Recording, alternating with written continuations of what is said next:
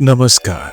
सुनिए जरा, मैं आपका स्वागत है। मेरा नाम है रोहित दुबे और मैं आपको सुनाने जा रहा हूँ गुनाहों का देवता का 16वां अध्याय। 15 दिन बाद बुआ आई तो उन्होंने घर की शक्ल ही बदल दी। दरवाजे पर और बरसाती में हल्दी के हाथों की छाप लग गई। कमरों का सभी सामान हटाकर दरियां बिछा दी गईं और सबसे अंदर वाले कमरे में सुधा का सब सामान रख दिया गया। स्टडी रूम की सभी किताबें समेट दी गईं और वहां एक बड़ी सी मशीन लाकर रख दी गई जिस पर बैठकर बिनती सिलाई करती थी। उसी को कपड़े और गहनों का भंडार घर बनाया गया और उसकी चाबी बिनती या बुआ के पास रहती थी। गांव से एक महाराजिन, एक कहारिन और 2 मजदूर आए थे। वे सभी गैरेज में सोते थे और दिन भर काम करते थे और पानी पीने को मांगते रहते थे। सभी कुर्सियां और सोफा सेट निकलवा कर साइबान में लगवा दिए गए थे। रसोई के पार वाली कोठरी में कुल्हड़, पत्तलें, प्याले वगैरह रखे थे और पूजा वाले कमरे में शक्कर, घी, तरकारी और अनाज था। मिठाई कहाँ रखी जाएगी, इस पर बुआ जी, महाराजन और बिनती में घंटे भर तक बहस हुई। लेकिन जब बुआ जी ने बिनती से कहा, आपन लड़के बच्चे का बिहार कियो तो कतरनी इस जबान चला लियो। अब इन हर काम में काहे टांग अड़ावा करत हो। तो बिनती चुप हो गई और अंत में बुआ जी की राय सर्वोपरि मानी गई। बुआ जी की जबान जितनी तेज थी, हाथ भी उतने ही तेज। 4 बोरा गेहूं उन्होंने साफ करके कोठरियों में भरवा दिए। कम से कम 5 तरह की दालें लाई थीं। बेसन पिसवाया, दाल दरवाई, पापड़ बनवाए, मैदा छनवाई, सूजी दरवाई, बड़ी मंगोड़ी डलवाई, चावल की कचौड़ियां बनवाई और सबको अलग अलग गठरी में बांध कर रख दिया। रात को अक्सर बुआ जी, महाराजिन तथा गांव की मेहरिन ढोलक लेकर बैठ जाती और गीत गाती। बिनती उनमें भी शामिल रहती। सच पूछो तो सुधा के ब्याह का जितना उत्साह बुआ को नहीं था, उतना बिनती को था। वह सुबह से उठकर झाड़ू लेकर सारा घर बुहार डालती थी। इसके बाद नहाकर तरकारी काटती। उसके बाद फिर चाय चढ़ाती। डॉक्टर साहब, चंदर, सुधा सभी को चाय देती। बैठकर चंदर अगर कुछ हिसाब लिखता तो हिसाब लिखती, फिर अपनी मशीन पर बैठ जाती और 12-1 बजे तक सिलाई करती रहती। फिर दोपहर को चावल और दाल बीनती, शाम को खरबूजे काटती, शरबत बनाती और रात भर जाग जाग कर गाती या दीदी को हंसाने की कोशिश करती। एक दिन सुधा ने कहा, मेरे ब्याह में तो इतनी खुश है, अपने ब्याह में क्या करेगी? तो बिनती ने जवाब दिया, अपने ब्याह में तो मैं खुद बैंड बजाऊंगी वर्दी पहनकर। घर चमक उठा था जैसे रेशम, लेकिन रेशम के चमकदार, रंगीन, उल्लास भरे गोले के अंदर भी एक प्राणी होता है, उदास, स्तब्ध, अपनी सांस रोककर अपनी मौत की क्षण क्षण प्रतीक्षा करने वाला रेशम का कीड़ा।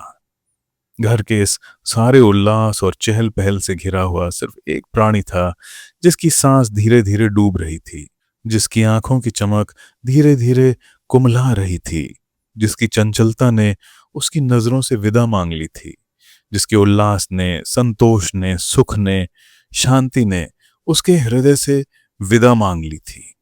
वह थी सुधा। सुधा बदल गई थी।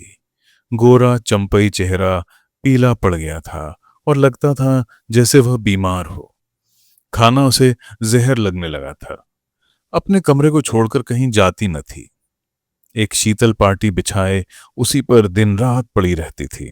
बिनती जब हंसती हुई खाना लाती और सुधा के इनकार पर बिनती के आंसू छलछला आते, तब सुधा पानी के घूंट के सहारे कुछ खा लेती और उदास फिर अपनी शीतल पार्टी पर लेट जाती।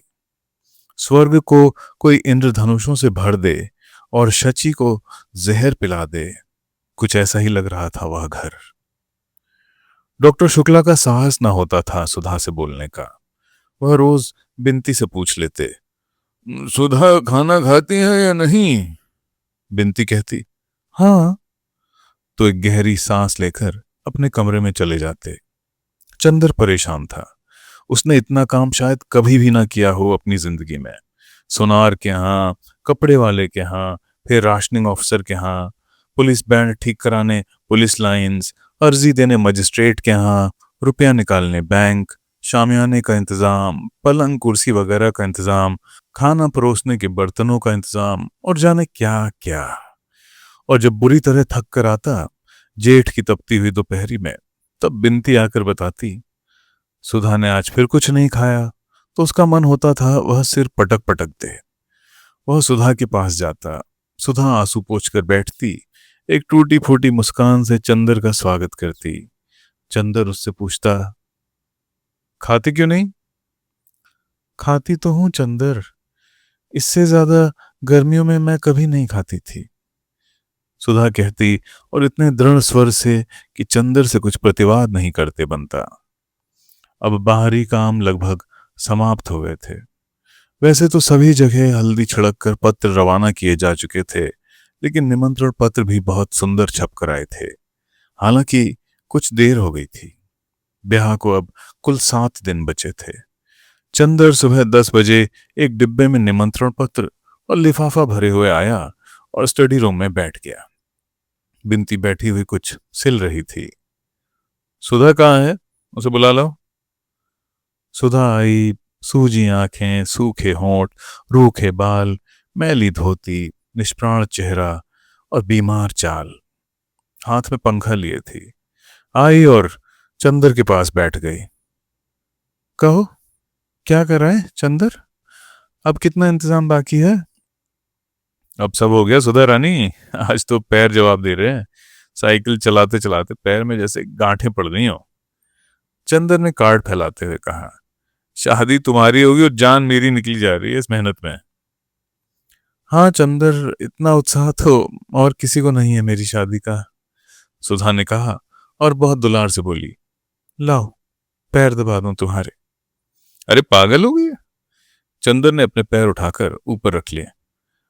हाँ चंदर, गहरी सांस लेते हुए सुधा बोली, अब मेरा अधिकार भी क्या है तुम्हारे पैर छूने का? क्षमा करना, मैं भूल गई थी कि मैं पुरानी सुधा नहीं हूं। और टप से 2 आंसू गिर पड़े। सुधा ने पंखे की ओट कर आंखें पोंछ लीं। तुम तो बुरा मान गई सुधा, चंदर ने पैर नीचे रखते हुए कहा। नहीं चंदर, अब बुरा भला मानने के दिन बीत गए। अब गैरों की बात का भी बुरा भला नहीं मान पाऊंगी। फिर घर के लोगों की बातों का बुरा भला क्या? छोड़ो ये सब बातें। ये क्या निमंत्रण पत्र छपा है? देखें।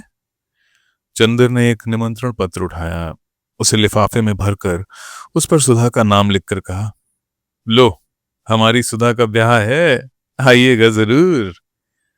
सुधा ने निमंत्रण पत्र ले लिया। अच्छा, एक फीकी हंसी हंसकर बोली, अच्छा अगर हमारे पतिदेव ने आज्ञा दे दी तो आऊंगी आपके यहाँ, उनका भी नाम लिख दीजिए वरना बुरा ना मान जाए। और सुधा उठ खड़ी हुई। कहाँ चली? चंदर ने पूछा। यहाँ बहुत रोशनी है, मुझे अपना अंधेरा कमरा ही अच्छा लगता है, सुधा बोली। चलो बिनती, वहीं कार्ड ले चलो, चंदर ने कहा। आओ सुधा, आज कार्ड लिखते जाएंगे, तुमसे बात करते जाएंगे। जिंदगी देखो सुधी, आज 15 दिन से तुमसे 2 मिनट बैठकर बात भी न कर सके। अब क्या करना है चंदर, जैसा कह रहे हो वैसा कर तो रही हूं।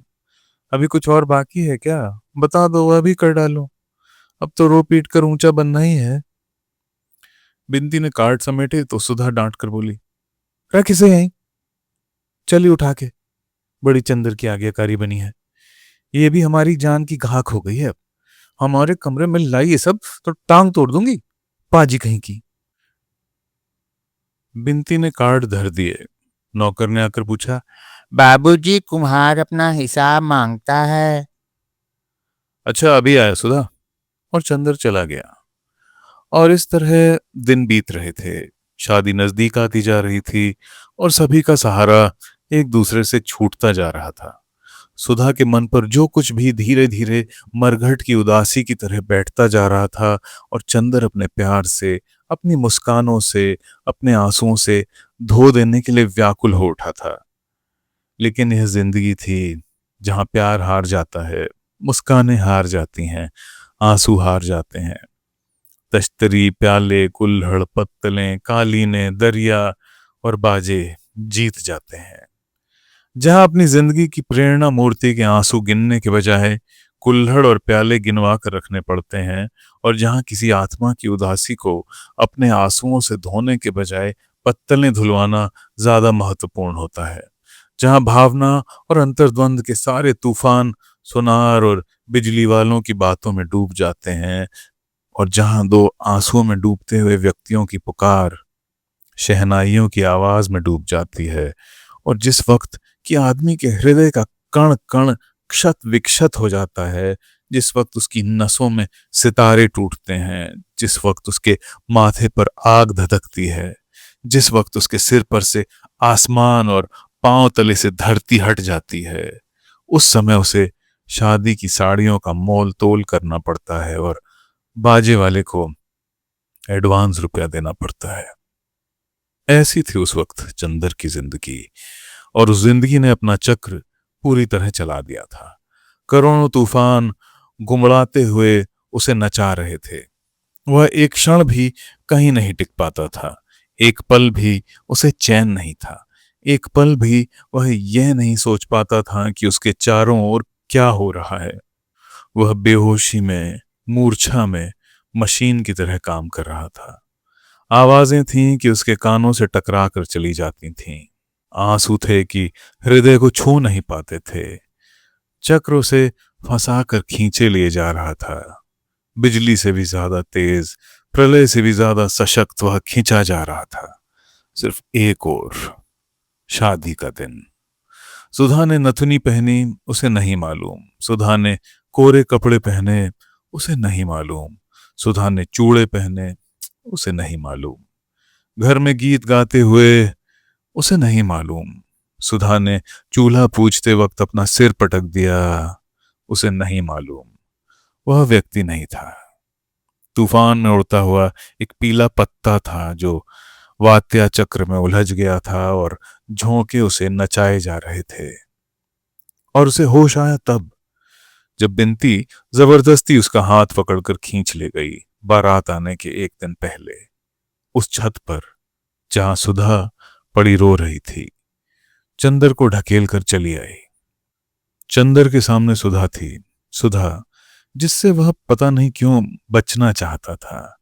अपनी आत्मा के संघर्षों से, अपने अंतःकरण के घावों की कसक से घबरा कर, जैसे कोई आदमी एकांत कमरे से भागकर भीड़ में मिल जाता है, भीड़ के निरर्थक शोर में अपने को खो देना चाहता है, बाहर के शोर में अंदर का तूफान भुला देना चाहता है। उसी तरह चंदर पिछले हफ्ते से सब कुछ भूल गया। उसे सिर्फ एक चीज याद रहती थी, शादी का प्रबंध। सुबह से लेकर सोने के वक्त तक वह इतना काम कर डालना चाहता था कि उसे एक क्षण भी बैठने का मौका ना मिले, और सोने से पहले वह इतना थक जाए, इतना चूर चूर हो जाए कि लेटते ही नींद उसे जकड़ ले और उसे बेहोश कर दे। लेकिन इस वक्त बिनती उसे उसके विस्मरण स्थल से खींचकर एकांत में ले आई है, जहां उसकी ताकत और उसकी कमजोरी, उसकी पवित्रता और उसका पाप, उसकी मुस्कान और उसके आंसू, उसकी प्रतिभा और उसकी विस्मृति, उसकी सुधा अपनी जिंदगी के चिरंतन मोड़ पर खड़ी अपना सब कुछ लुटा रही थी। चंदर को लगा जैसे उसको भी चक्कर आ जाएगा। वह अकुलाकर खाट पर बैठ गया। शाम थी, सूरज डूब रहा था, और दिन भर की तपी हुई छत पर जलती हुई बरसाती के नीचे एक हरहरी खाट पर सुधा लेटी थी। एक महीन पीली धोती पहने, कोरी मार्किन की कुर्ती पहने, रूखे चिकटे हुए बाल और नाक में बहुत बड़ी सी नथ। 15 दिन के आंसुओं ने चेहरे को जाने कैसा बना दिया। न चेहरे पर सुकुमारता थी, न कठोरता, न रूप था, न ताजगी। सिर्फ ऐसा लगता था कि जैसे सुधा का सब कुछ लुट चुका है। न केवल प्यार और जिंदगी लुटी है, वरन आवाज भी लुट गई है, और नीरवता भी, वैभव भी लुट गया, और याचना भी। सुधा ने अपने पीले पल्लू से आंसू पोंछे और उठकर बैठ गई। दोनों चुप। पहले कौन बोले? बिनती आई, चंदर और सुधा का खाना रखकर चली गई। खाना खाओगी सुधा? चंदर ने पूछा। सुधा कुछ बोली नहीं, सिर्फ सिर हिला दिया और डूबते हुए सूरज और उड़ते हुए बादलों की ओर देखकर जाने क्या सोचने लगी। चंदर ने थाली खिसका दी और सुधा को अपनी ओर खींचकर बोला, सुधा, इस तरह कैसे काम चलेगा? तुम्ही को देखकर तो मैं अपना धीरज संभालूंगा, बताओ, और तुम ही यह कर रही हो। सुधा चंदर के पास खिसक आई और 2 मिनट तक चुपचाप चंदर की ओर फटी हुई पथराई आंखों से देखती रही और एकदम हृदय को फाड़ देने वाली आवाज में चीख कर रो उठी, चंदर, अब क्या होगा? चंदर की समझ में नहीं आया वह क्या करे। आंसू उसके सूख चुके थे, वह रो नहीं सकता था। उसके मन पर कहीं कोई पत्थर रखा था जो आंसुओं की बूंदों को बनने के साथ ही सोख लेता था। लेकिन वह तड़प उठा। सुधा, वह घबरा कर बोला, सुधा, तुम्हें हमारी कसम है, चुप हो जाओ, चुप, चुप, बिल्कुल चुप, हां, ऐसे ही। सुधा चंदर के पांवों में मुंह छिपाए थी। उठकर बैठो ठीक से सुधा, इतना समझ बूझकर यह सब करती हो, छी। तुम्हें अपना दिल मजबूत करना चाहिए, वरना पापा को कितना दुख होगा। पापा ने तो मुझसे बोलना भी छोड़ दिया है चंदर। पापा से कह दो आज तो बोल लें, कल से हम उन्हें परेशान करने नहीं आएंगे, कभी नहीं आएंगे। अब उनकी सुधा को सब ले जा रहे हैं, जाने कहां ले जा रहे हैं। और फिर वह फपक फपक कर रो पड़ी। चंदर ने बिनती से पापा को बुलवाया। सुधा को रोते हुए देखकर बिनती खड़ी हो गई। दीदी, रो मत दीदी, फिर हम किसके भरोसे रहेंगे यहाँ? और सुधा को चुप कराते कराते बिनती भी रोने लगी और आंसू पोंछते हुए चली गई। पापा आए, सुधा चुप हो गई और कुछ कहा नहीं, फिर रोने लगी। डॉक्टर शुक्ला भर्राए गले से बोले, मुझे यह रुआई अच्छी नहीं लगती। यह भावुकता क्यों? तुम पढ़ी लिखी लड़की हो, इसी दिन के लिए तुम्हें पढ़ाया लिखाया गया था, भावुकता से क्या फायदा? कहते कहते डॉक्टर शुक्ला खुद रोने लगे। चलो चंदर, यहां से अभी जनवासा ठीक करवाना है। चंदर और डॉक्टर शुक्ला दोनों उठकर चले गए। अपनी शादी के पहले, हमेशा के लिए अलग होने से पहले सुधा को इतना ही मौका मिला।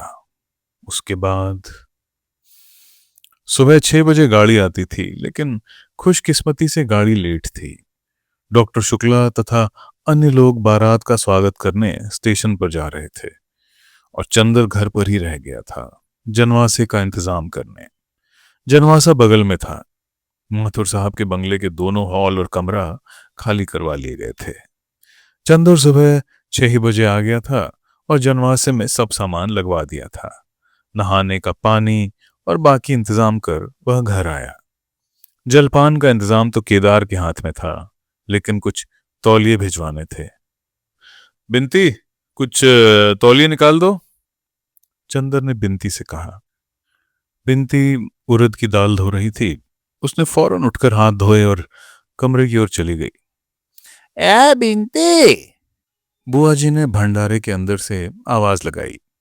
जाने कहाँ मर गई मुंह झौसी। अरे सिंगार पटार बाद में कर लियो, काम में तनिक दीदा नहीं लगते। बेसन का कनस्तर कहाँ रखा है? अभी आए, बिनती ने चंदर से कहा और अपनी मां के पास दौड़ी। 15 मिनट हो गए, लेकिन बिनती लौटी ही नहीं। ब्याह का घर, हर तरफ से बिनती की पुकार मचती और बिनती पंख लगाए उड़ रही थी। जब बिनती नहीं लौटी तो चंदर ने सुधा को ढूंढकर कहा, सुधी, एक बहुत बड़ा सा तौलिया निकाल दो। सुधा चुपचाप उठी और स्टडी रूम में चली गई। चंदर भी पीछे पीछे गया। बैठो, अभी निकाल कर लाते हैं, सुधा ने भरी हुई आवाज में कहा और बगल के कमरे में चली गई। वहां से लौटी तो उसके हाथ में मीठे की तश्तरी थी। अरे खाने का वक्त नहीं है सुधा, 8 बजे लोग आ जाएंगे। अभी 2 घंटे हैं, खा लो चंदर, अब कभी तुम्हारे काम में हर्जा करके खाने को नहीं कहूंगी, सुधा बोली। चंदर चुप। याद है चंदर, इसी जगह आंचल में छिपाकर नान खटाई लाई थी, आओ आज अपने हाथ से खिला दूं, कल ये हाथ पराये हो जाएंगे। और सुधा ने एक इमरती तोड़कर चंदर के मुंह में दे दी। चंदर की आंखों में दो आंसू छलक आए। सुधा ने अपने हाथ से आंसू पोंछ दिए और बोली, चंदर, घर में कोई खाने का ख्याल करने वाला नहीं है। खाते पीते जाना, तुम्हें हमारी कसम है। मैं शाहजहांपुर से लौट कर आऊंगी तो दुबले मत मिलना। चंदर कुछ बोला नहीं। आंसू बहते गए। सुधा खिलाती गई। वह खाता गया। सुधा ने गिलास में पानी दिया। उसने हाथ धोया और जेब से रुमाल निकाला। क्यों, आज आंचल में हाथ नहीं पहुंचोगे? सुधा बोली। चंदर ने आंचल हाथ में ले लिया और पलकों पर आंचल दबाकर फूट फूट कर रो पड़ा। छी चंदर, आज तो हम संभल गए हैं। हमने सब स्वीकार कर लिया चुपचाप। अब तुम कमजोर मत बनो। तुमने कहा था मैं शांत रहूं, तो शांत हो गई। अब क्यों मुझे भी रुलाओगे? उठो चलो। चंदर उठ खड़ा हुआ। सुधा ने एक पान चंदर के मुंह में देकर कत्था उसकी कमीज से लगा दिया। चंदर कुछ नहीं बोला। अरे आज तो लड़ लो चंदर, आज से खत्म कर देना। इतने में बिनती तौलिया ले आई। दीदी इन्हें कुछ खिला दो, ये खा नहीं रहे हैं। बिनती ने कहा। खिला दिया। सुधा बोली। देखो चंदर, आज मैं नहीं रहूंगी, लेकिन एक शर्त पर। तुम बराबर मेरे सामने रहना। मंडप में रहोगे ना? हाँ, रहूंगा। चंदर ने आंसू पीते हुए कहा।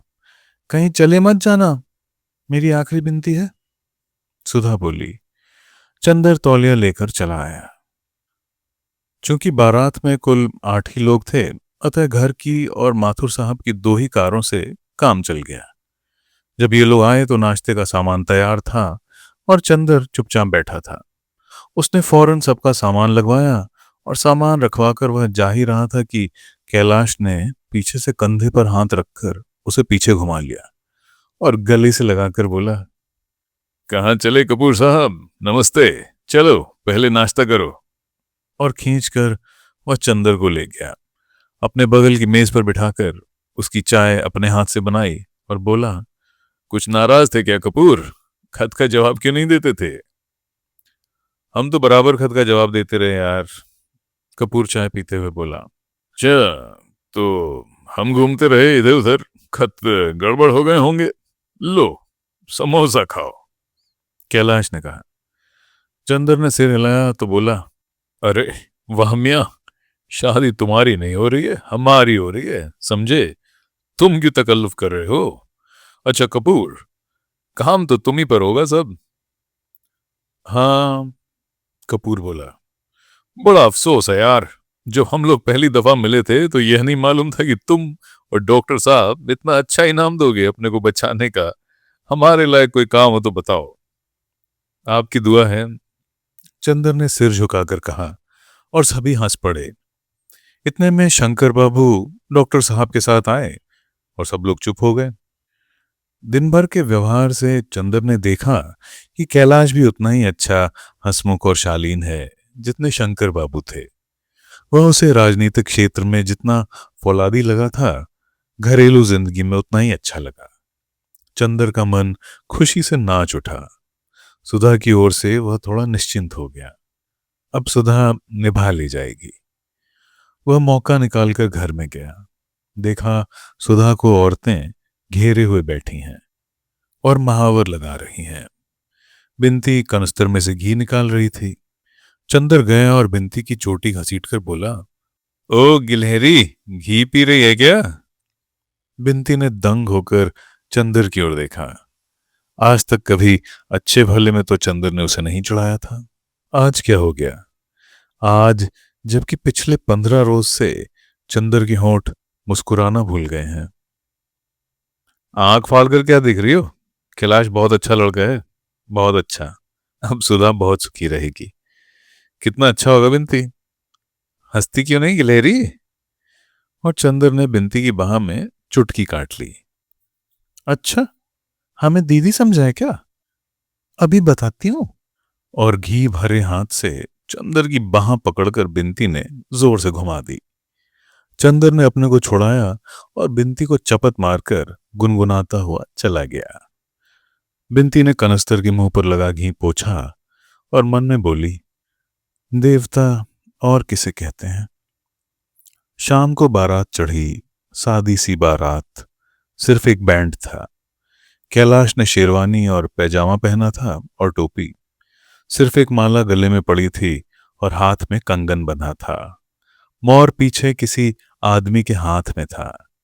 जयमाला की रस्म होने वाली थी, लेकिन बुआ जी ने स्पष्ट कर दिया कि हमारी लड़की कोई ऐसी वैसी नहीं कि ब्याह के पहले भरी बारात में मुंह खोलकर माला पहनाए। लेकिन घूंघट के मामले पर सुधा ने दृढ़ता से मान किया था, वह घूंघट बिल्कुल नहीं करेगी। अंत में पापा उसे लेकर मंडप में आए। घर का कामकाज निबट गया था। सभी लोग आंगन में बैठे थे। कामिनी, प्रभा, लीला सभी थीं। एक और बाराती बैठे थे। सुधा शांत थी, लेकिन उसका मुंह ग्रहण के चंद्रमा की तरह निस्तेज था। मंडप का एक बल्ब खराब हो गया था और चंदर सामने खड़ा उसे बदल रहा था। सुधा ने जाते जाते चंदर को देखा और आंसू पोंछकर मुस्कुराने लगी और मुस्कुराकर फिर आंसू पोंछने लगी। कामिनी, प्रभा, लीला तमाम लड़कियां कैलाश पर फब्तियां कस रही थीं। सुधा सिर झुकाए बैठी थी। पापा से उसने कहा, बिंती को हमारे पास भेज दो। बिंती आकर सुधा के पीछे बैठ गई। कैलाश ने आंख के इशारे से चंदर को बुलाया। चंदर जाकर पीछे बैठा तो कैलाश ने कहा, यार यहां जो लोग खड़े हैं इनका परिचय तो बता दो चुपके से। चंदर ने सभी का परिचय बताया। कामिनी, प्रभा, लीला सभी के बारे में जब चंदर बता रहा था तो बिंती बोली, बड़े लालची मालूम देते हैं आप, एक से संतोष नहीं है क्या? वाह रे जीजा जी। कैलाश ने मुस्कुराकर चंदर से पूछा, इसका ब्याह तय हुआ कि नहीं? हो गया, चंदर ने कहा। तभी बोलने का अभ्यास कर रही है, मंडप में भी इसीलिए बैठी हैं क्या? कैलाश ने कहा। बिंती झेप गई और उठकर चली गई। संस्कार शुरू हुआ। कैलाश के हाथ में नारियल और उसकी मुट्ठी पर सुधा के दोनों हाथ। सुधा अब चुप थी, इतनी चुप कि लगता था उसके होठों ने कभी बोलना जाना ही नहीं।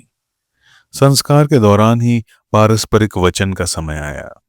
कैलाश ने सभी प्रतिज्ञाएं स्वयं कहीं। शंकर बाबू ने कहा, लड़की भी शिक्षित है और उसे भी स्वयं वचन करने होंगे। सुधा ने सिर हिला दिया। एक असंतोष की लहर सी बारातियों में फैल गई। चंदर ने बिंती को बुलाया। उसके कान में कहा, जाकर सुधा से कह दो कि पागलपन नहीं करते, इससे क्या फायदा? बिंती ने जाकर बहुत धीरे से सुधा के कान में कहा। सुधा ने सिर उठाकर देखा।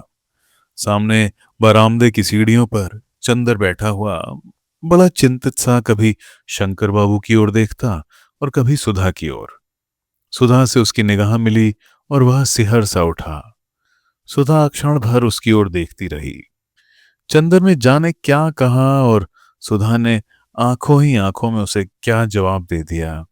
उसके बाद सुधा नीचे रखे हुए पूजा के नारियल पर लगे हुए सिंदूर को देखती रही और फिर एक बार चंदर की ओर देखा। विचित्र सी थी वह निगाह, जिसमें कातरता नहीं थी, करुणा नहीं थी, आंसू नहीं थे, कमजोरी नहीं थी। था एक गंभीरतम विश्वास, एक उपमाहीन स्नेह, एक संपूर्णतम समर्पण। लगा जैसे वह कह रही हो, सचमुच तुम कह रहे हो? फिर सोच लो चंदर, इतने दृढ़ हो, इतने कठोर हो, मुझसे मुंह से क्यों कहलवाना चाहते हो? क्या सारा सुख लूटकर थोड़ी सी आत्मवंचना भी मेरे पास नहीं छोड़ोगे? अच्छा लो मेरे देवता। और उसने हार कर सिसकियों से सने स्वरों में अपने को कैलाश को समर्पित कर दिया। प्रतिज्ञाएं दोहरा दी और उसके बाद साड़ी का एक छोर खींचकर नथ की डोरी ठीक करने के बहाने उसने आंसू पोंछ लिए। चंदर ने गहरी सांस ली और बगल में बैठी हुई बुआ जी से कहा, बुआ जी अब तो बैठा नहीं जाता, आंखों में जैसे किसी ने मिर्ची भर दी हो। जाओ जाओ, सोए रहो ऊपर, खाट बिछी है। कल सुबह 10 बजे विदा करे को है। कुछ खाए पियो ने तो पड़े रहिबो। बुआ ने बड़े स्नेह से कहा। चंदर ऊपर गया तो देखा एक खाट पर बिनती औंधी पड़ी सिसक रही है। बिनती, बिनती। उसने बिनती को पकड़कर हिलाया। बिनती फूट फूट कर रो पड़ी। उठ पगली, हमें तो समझाती है, खुद अपने आप पागलपन कर रही है। चंदर ने रुधे गले से कहा। बिनती उठकर एकदम चंदर की गोद में समा गई और दर्दनाक स्वर में बोली, हाय चंदर, अब क्या होगा। चंदर की आंखों में आंसू आ गए। वह फूट पड़ा और बिनती को एक डूबते हुए सहारे की तरह पकड़कर उसकी मांग पर मुंह रखकर फूट फूट कर रो पड़ा। लेकिन फिर भी संभल गया और बिनती का माथा सहलाते हुए और अपनी सिसकियों को रोकते हुए कहा, रो मत पगली। धीरे धीरे बिनती चुप हुई और खाट के पास नीचे छत पर बैठ गई और चंदर के घुटनों पर हाथ रखकर बोली, चंदर, तुम आना मत छोड़ना। तुम इसी तरह आते रहना जब तक दीदी ससुराल से लौट ना आए। अच्छा। चंदर ने बिनती की पीठ पर हाथ रखकर कहा, घबराते नहीं, तुम तो बहादुर लड़की हो ना, सब चीज बहादुरी से सहना चाहिए। कैसी दीदी की बहन हो, क्यों। बिनती उठकर नीचे चली गई। चंदर लेटा रहा। उसकी पोर पोर में दर्द हो रहा था। नस नस को जैसे कोई तोड़ रहा हो, खींच रहा हो। हड्डियों के रेशे रेशे में थकान मिल गई थी, लेकिन उसे नींद नहीं आई। आंगन में पुरोहित जी के मंत्र पाठ का स्वर और बीच बीच में आने वाले किसी बाराती या औरतों की आवाजें उसके मन को अस्त व्यस्त कर देती थीं। उसकी थकान और उसकी अशांति ही उसको बार बार झटके से जगा देती थी। वह करवट बदलता, कभी ऊपर देखता, कभी आंखें बंद कर लेता कि शायद नींद आ जाए, लेकिन नींद नहीं ही आई। धीरे धीरे नीचे का रव भी शांत हो गया। संस्कार भी समाप्त हुआ। बाराती उठकर चलने लगे और वह आवाजों से यह पहचानने की कोशिश करने लगा कि अब कौन क्या कर रहा है। धीरे धीरे सब शोर शांत हो गया। चंदर ने फिर करवट बदली और आंख बंद कर ली। धीरे धीरे एक कोहरा उसके मन पर छा गया। वह इतना जागा कि अब अगर वह आंख भी बंद करता तो जब पलकें पुतलियों से छा जाती तो एक बहुत कड़वा दर्द होने लगा था।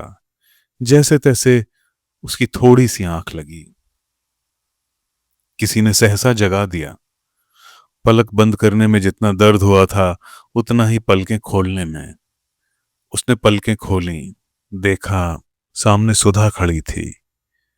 मांग और माथे में सिंदूर, कलाई में कंगन, हाथ में अंगूठियां, कड़े, चूड़े, गले में गहने, बड़ी सी नथुनी डोरे के सहारे कान में बंधी हुई।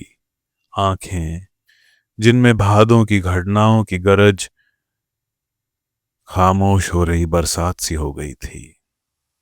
वह क्षण भर पैताने खड़ी रही। चंदर उठकर बैठ गया। उसका दिल इस तरह धड़क रहा था जैसे किसी के सामने भाग्य का रूठा हुआ देवता खड़ा हो। सुधा कुछ बोली नहीं। उसने दोनों हाथ जोड़े और झुककर चंदर के पैरों पर माथा टेक दिया। चंदर ने उसके सिर पर हाथ रखकर कहा, ईश्वर तुम्हारा सुहाग अटल करे। तुम बहुत महान हो। मुझे तुम पर आज से गर्व है। आज तक तुम जो कुछ थी उससे कहीं ज्यादा हो मेरे लिए सुधा। सुधा कुछ बोली नहीं। आंचल से आंसू पोंछती हुई पायताने जमीन पर बैठ गई और अपने गले से एक बेले का हार उतारा, उसे तोड़ डाला और चंदर के पांव खींचकर खाट के नीचे जमीन पर रख लिए। अरे, ये क्या कर रही है सुधा। चंदर ने कहा, जो मेरे मन में आएगा। बहुत मुश्किल से रुंधे गले से सुधा बोली, मुझे किसी का डर नहीं। तुम जो कुछ दंड दे चुके हो उससे बड़ा दंड तो अब भगवान भी नहीं दे सकेंगे। सुधा ने चंदर के पांवों पर फूल रखकर उन्हें चूम लिया और अपनी कलाई में बंधी हुई एक पुड़िया खोलकर उसमें से थोड़ा सा सिंदूर उन फूलों पर छिड़क कर चंदर के पांवों पर सिर रखकर चुपचाप रोती रही। थोड़ी देर बाद उठी और उन फूलों को समेटा, अपने आंचल के छोर में उन्हें बांध लिया और उठकर चली, धीमे धीमे, निःशब्द। कहां चली सुधा? चंदर ने सुधा का हाथ पकड़ लिया। कहीं नहीं, अपना हाथ छुड़ाते हुए सुधा ने कहा। नहीं नहीं सुधा, लाओ, ये हम रखेंगे। चंदर ने सुधा को रोकते हुए कहा। बेकार है चंदर, कल तक परसों तक ये जूठे हो जाएंगे देवता मेरे। और सुधा सिसकते हुए चली गई। एक चमकदार सितारा टूटा और पूरे आकाश पर फिसलते हुए जाने किस क्षितिज में खो गया। दूसरे दिन 8 बजे सारा सामान स्टेशन पहुंच गया था। शंकर बाबू और डॉक्टर साहब पहले ही स्टेशन पहुंच गए थे। बाराती भी सब वहीं चले गए थे। कैलाश और सुधा को स्टेशन तक लाने का जिम्मा चंदर पर था। बहुत जल्दी करते कराते भी 9:15 बज गए थे। उसने फिर जाकर कहा। कैलाश और सुधा खड़े हुए थे। पीछे से नाइन सुधा के सिर पर पंखा रखी थी और बुआ जी रोशना कर रही थीं। चंदर के जल्दी मचाने पर अंत में उन्हें फुर्सत मिली और वह आगे बढ़े। मोटर पर सुधा ने ज्यों ही पांव रखा कि बिनती पांव से लिपट गई और रोने लगी। सुधा जोर से बिलख बिलख कर रो पड़ी। चंदर ने बिनती को छुड़ाया। सुधा पीछे बैठकर खिड़की पर मुंह रखकर सिसकती रही। मोटर चल दी। सुधा मुड़कर अपने घर की ओर देख रही थी। बिनती ने हाथ जोड़े तो सुधा चीख कर रो पड़ी, फिर चुप हो गई। स्टेशन पर भी सुधा बिल्कुल शांत रही। सुधा और कैलाश के लिए सेकंड क्लास में एक बर्थ सुरक्षित थी। बाकी लोग ड्योड़े में थे। शंकर बाबू ने दोनों को उस डिब्बे में पहुंचाया और बोले, कैलाश, तुम जरा हमारे साथ आओ। मिस्टर कपूर, जरा बहू के पास आप रहिए। मैं डॉक्टर साहब को यहां भेज रहा हूं। चंदर खिड़की के पास खड़ा हो गया। शंकर बाबू का छोटा बच्चा आकर अपनी नई चाची के पास बैठ गया और उनकी रेशमी चादर से खेलने लगा। चंदर चुपचाप खड़ा था। सहसा सुधा ने उसके हाथों पर अपना मेहंदी लगा हाथ रख दिया और धीमे से कहा, चंदर। चंदर ने मुड़कर देखा तो बोली, अब कुछ सोचो मत, इधर देखो। और सुधा ने जाने कितने दुलार से चंदर से कहा, देखो, बिनती का ध्यान रखना, उसे तुम्हारे ही भरोसे छोड़ रही हूं। और सुनो, पापा को रात को सोते वक्त दूध में ओवल्टीन जरूर दे देना। खाने पीने में गड़बड़ी मत करना। यह मत समझना कि सुधा मर गई तो फिर बिना दूध की चाय पीने लगो। हम जल्दी से आ जाएंगे। और पम्मी का कोई खत आए तो हमें लिखना। इतने में डॉक्टर साहब और कैलाश आ गए। कैलाश कंपार्टमेंट के बाथरूम में चला गया। डॉक्टर साहब आए और सुधा के सिर पर हाथ रखकर बोले, बेटा, आज तेरी माँ होती तो कितना अच्छा होता। और देख, महीने भर में बुला लेंगे तुझे वहां, घबराना मत। गाड़ी ने सीटी दी। पापा ने कहा, बेटा, ठीक से रहना और भावुकता या बचपना मत करना, समझी? पापा ने आंख से रुमाल लगा लिया। विवाह बहुत बड़ा उत्तरदायित्व है। अब तुम्हारी नई जिंदगी है। अब तक बेटी थी, अब तुम बहू हो। सुधा बोली, पापा, तुम्हारा ओवल्टीन का डिब्बा वो शीशे वाली मेज पर है, उसे पी लिया करना। और पापा, बिनती को गांव मत भेजना। चंदर को अब घर पर ही बुला लो। तुम अकेले पड़ गए और हमें जल्दी बुला लेना। गार्ड ने सीटी दी। कैलाश ने जल्दी से डॉक्टर साहब के पैर छुए, चंदर से हाथ मिला लिया। सुधा बोली, चंदर, ये पुर्जा बिनती को देना और देखो मेरा नतीजा निकले तो तार देना। गाड़ी चल पड़ी। अच्छा पापा, अच्छा चंदर। सुधा ने हाथ जोड़े और खिड़की पर टिक कर रोने लगी और बार बार आंसू पोंछ पोंछ कर देखने लगी। गाड़ी प्लेटफॉर्म के बाहर चली गई, तब चंदर मुड़ा। उसके बदन में पोर पोर में दर्द हो रहा था। वह कैसे घर पर पहुंचा उसे मालूम नहीं। तो दोस्तों, ये था गुनाहों का देवता का 16वां अध्याय। लाइक, सब्सक्राइब और शेयर जरूर करिएगा। अगले अध्याय हम जल्द ही लाएंगे। सुनने के लिए बहुत बहुत धन्यवाद।